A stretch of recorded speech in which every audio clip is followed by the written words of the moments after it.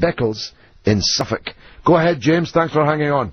Hi, George. Good to talk to you. And you, my friend. I couldn't disagree with you more over Iran, though. Okay. There's several options on the table, and the only real feasible option is a strategic strike against the nuclear HQ in Just explain Iran. to people what you mean by strategic strike, James, in real human terms.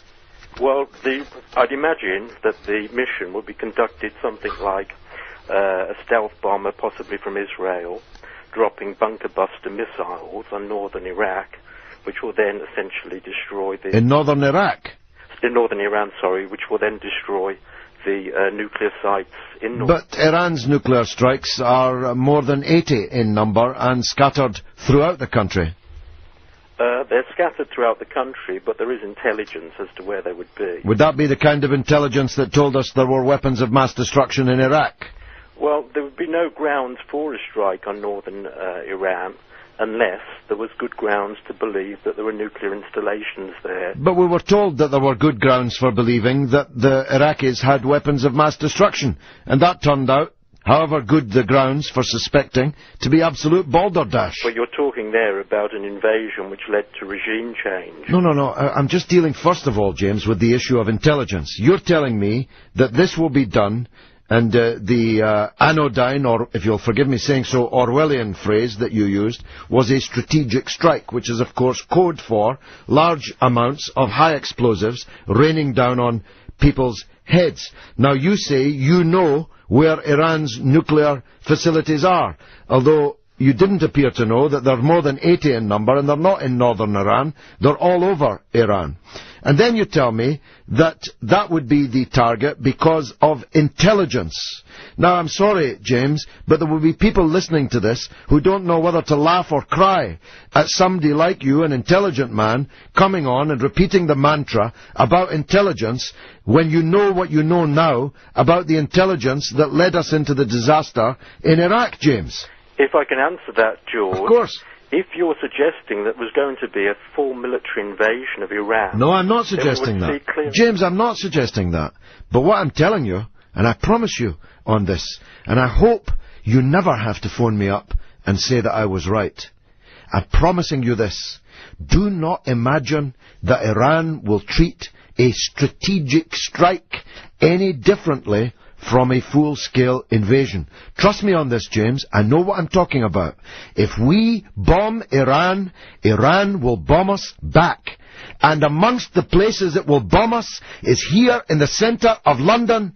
Innocent people will die. Don't imagine for 1 second that the deaths will be restricted to Iranians in the north of Iran or anywhere else. Any attack on Iran will be met by a full-scale response by Iran everywhere and anywhere. Trust me on that, James. Which is why we must disable it from having nuclear weapons. Well, you say that, but I wonder, living in Suffolk, if you're just maybe imagining you'll be safe from being disabled yourself.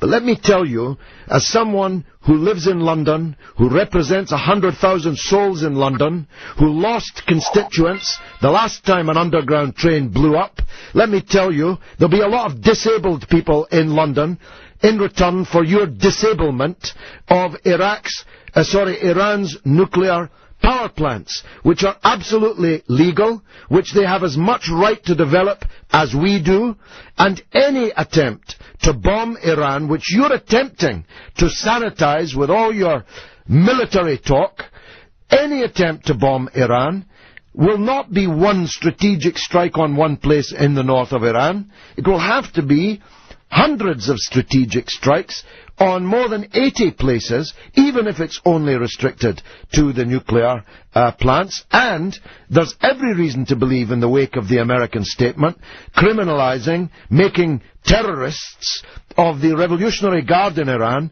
which is 150,000 people, which is an indispensable part of Iran's military forces, as terrorists. There's no reason to believe that they're not going to be attacked as well.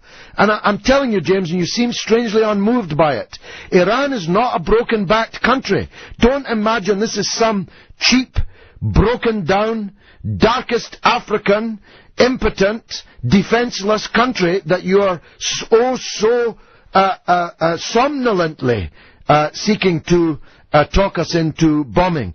Iran will respond ferociously everywhere if we attack Iran. Self-defense, James? The real nightmare scenario is the prospect of mullahs in Iran having weapons. Well, tell me, James, why is that more of a nightmare scenario than Ariel Sharon having hundreds of nuclear weapons? Or George Bush having thousands of nuclear weapons? Or General Musharraf, who's one bullet away from Islamic revolution in Pakistan, having nuclear weapons? Or the government of India, which refuses to live up to its promises under the Non-Proliferation Treaty? Why are some people, James, allowed to have nuclear weapons, but others are not? The threat that we face from Iran is far, far greater than the threat we face from the United States. Why do we face a threat from Iran? What has Iran ever done to us? Iran hasn't invaded another country in more than 300 years. And 300 Spartans saw them off. What's the threat from Iran to us? What have they ever done to us, James? Well, Iran, if you recall, fought a very brutal war against Iraq.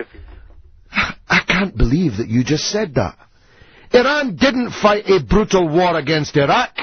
Iraq invaded Iran. Iraq invaded Iran using our weapons and with the support of our government. What do you mean they fought a brutal war against Iraq? They were invaded, for God's sake.